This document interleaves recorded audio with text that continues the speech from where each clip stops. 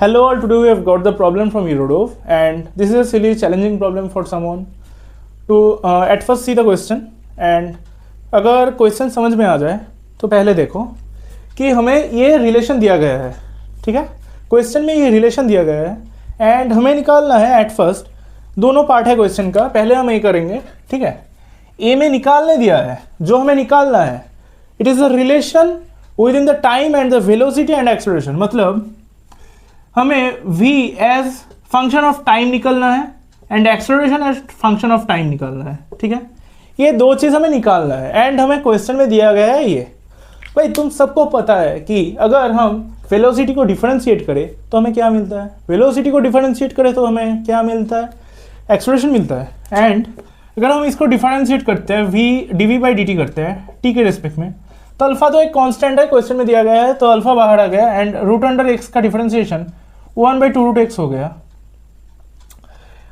And ये अंदर जो x है उसका डिफरेंशिएशन dx/dt हो गया, ठीक है। एंड dx/dt को हम v बोल सकते हैं, तो अल्फा 1/2√x। यहाँ पर v का वैल्यू फिर से पुट करते हैं हम, √x गया अल्फा स्क्वायर बाई 2 एंड हम देख पा रहे हैं एक a equal to alpha square by 2 निकल गया। Here a equal to alpha square by 2।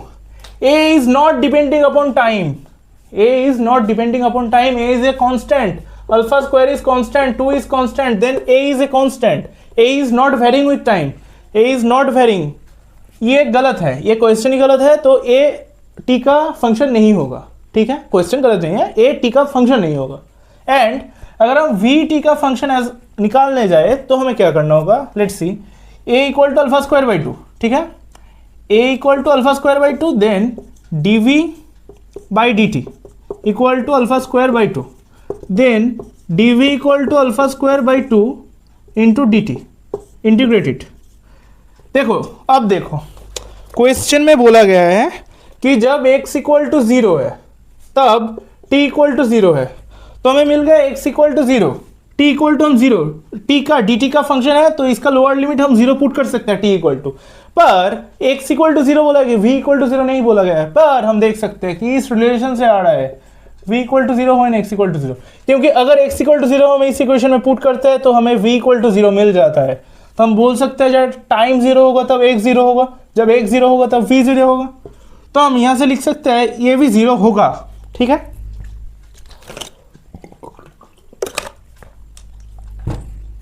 And जब टाइम t होगा तो वेलोसिटी v होगा, v इक्वल टू यहाँ पर एक t⁻0 हम लिख सकते हैं, तो alpha square by 2 into T, ऐसा जैसा आ गया।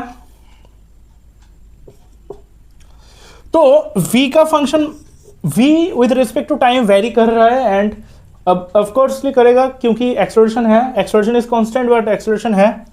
तो v equal to alpha square by 2 into T, ये हमें मिल गया। टाइम के रिस्पेक्ट में v as a function of time हमें मिल चुका है, this is the right answer. And अब ये फर्स्ट पार्ट हो गया है कंप्लीट एंड सेकेंड पार्ट में हमसे पूछा है कि what is the average velocity. B part में हमसे पूछा है एक रैंडम डिस्टेंस है s, इस s में इस एक्सेलरेशन में एक पार्टिकल जा रहा है इस रिलेशन के साथ, देन s डिस्टेंस ट्रैवल करने के बाद उसका जो एवरेज वेलोसिटी क्रिएट होगा वो क्या होगा।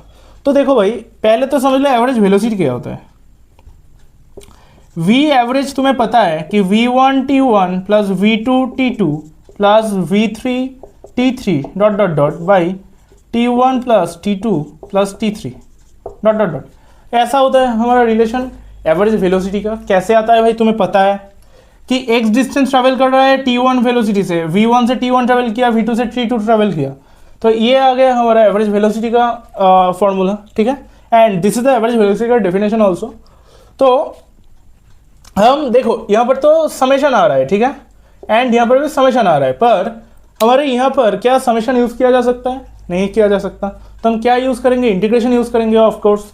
तो हम इस डेफिनेशन से ही बोल सकते हैं, इस रिलेशन से ही बोल सकते हैं कि हमारा जो मीन वेलोसिटी होगा, मीन वेलोसिटी का value integration of v dt by integration of D T होगा। यही मैंने लिखा था यहाँ पर, एंड समेशन आ रहा था तो यहाँ पर समेशन नहीं, यहाँ पर टाइम के साथ ऐसे वेरी कर रहा है तो हमने ऐसा लिख दिया। अब देखो, अब हमारे पास क्रिएट हो गया एक प्रॉब्लम। क्या प्रॉब्लम? हमें पता है भाई टी इक्वल टू 0 होगा, ठीक है, पर भाई अपर लिमिट क्या लगाओ? इस टी का तो अपर लिमिट मुझे नहीं पता, इसकी टी का भी नहीं पता, क्योंकि एस डिस्टेंस ट्रेवल कितना टाइम में करेगा भाई, एस डिस्टेंस ट्रेवल कितना टाइम में करेगा वो भी हमें नहीं पता, वो तो पहले निकाल ले। यहाँ पर v equal to alpha square by 2 into T बताया गया है, ठीक है, तो हम v इक्वल टू लिख सकते हैं D X by D T equal to alpha square by 2 into T. तो यहाँ से लिख सकते हैं D X equal to alpha square by 2 T D T. Integrate करते हैं 0, इंटीग्रेट करते हैं 0 एंड 0, लोअर लिमिट 0 बैठ गया, एंड अपर लिमिट की बात की जाए तो upper limit x and t बैठेगा, क्योंकि भाई देख लो यहाँ पर अगर हम लोग बात करें तो यहाँ पर ये हमें बताया गया है जब x इक्वल टू 0 होगा तो t इक्वल टू 0 होगा। यहाँ से हम लिख सकते हैं x equal to alpha square by 2 T D T था तो अल्फा स्क्वायर बाई 4 हो जाएगा, यहाँ पर टी स्क्वायर बाई 2 हो जाता है इंटीग्रेशन, एंड ये t आ जाएगा, टी स्क्वायर आ जाएगा। अब देखो भाई यहाँ पर हम अगर x के जगह s पुट करते हैं एंड t इक्वल टू निकालते हैं तो t का वैल्यू क्या आ जाएगा? t इक्वल टू आ जाएगा, t स्क्वायर था रूट अंडर हो जाएगा, and 4s and alpha square का रूट हो जाएगा तो 2 root under S by alpha हो जाएगा, ठीक है। ये हमारा t आ गया s डिस्टेंस पे, तो हमारा upper limit of course ts बैठ जाएगा, एंड इसका भी ts बैठ जाएगा अपर लिमिट। तो भाई ts का वैल्यू अगर देख लो, ये ts का वैल्यू हमें पुट करना है, पर अभी इतना नहीं लिख सकता तो ऐसे ही छोड़ दिया। इंटीग्रेट करते हैं, देखो यार v टाइम के रेस्पेक्ट में ऐसे वेरी कर रहा है, तो हम इंटीग्रेशन ऑफ 0 से ts निकालते हैं, v का वैल्यू पुट करते हैं alpha square by 2 t D T by D T integration of 0 से ts। अब देखो भाई इसको इंटीग्रेट करते हैं, ठीक है, तो अल्फा स्क्वायर बाई 2 तो कांस्टेंट है, यहाँ पर टी स्क्वायर बाई 2 आ जाएगा, टी एस स्क्वायर बाई 2 आ जाएगा, एंड माइनस 0 आना था वो नहीं आया, इसको इंटीग्रेट किया, एंड यहाँ पर टी एस स्क्वायर आ जाएगा, ओके टी एस स्क्वायर नहीं आएगा, टी एस आ जाएगा, टी एस गया, यहाँ पर हो गया alpha square by 2 alpha square by 4 into T S, and T S का वैल्यू अगर हम पुट करें तो इसका वैल्यू आ जाएगा alpha square by 4 into 2 root under S by alpha, तो अल्फ़ा अल्फ़ा गया 2 2 हो गया, तो यहाँ से आ जाता है alpha root under S by 2। देख लो भाई यही आंसर है, and this is the V A V G. ये एस डिस्टेंस ट्रैवल करने के बाद ये जो एवरेज वेलोसिटी गेन करता है ये उसी का रूप है, and it is the form of the average velocity covering S distance. तो पहला आंसर हमारा था कि एक्स स्क्वायर बाई 2t, ये X square by 2 into T ऐसे टाइम के रेस्पेक्ट में वेलोसिटी वेरी करेगा।